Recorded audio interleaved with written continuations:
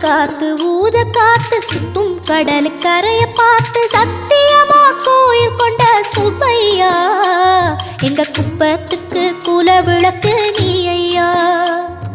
வாட காத்து வீச பார்த்து அலையை எதிர்த்து வலைய போட்டு மீன் பிடிக்கும் தொழில் நடக்குது முத்தையா. கரை மீண்டு வர காவல் உந்தன் வேலையா. திருச்செந்தூர் ஆண்டவனே வேல் முருகா தினம் உனக்கு நன்றி சொல்வோம் மால் மருகா. திருவடியில் தவம் இருப்போம் திருமுருகா. தீப்பெழுது நலமெனவே வடிவழகா.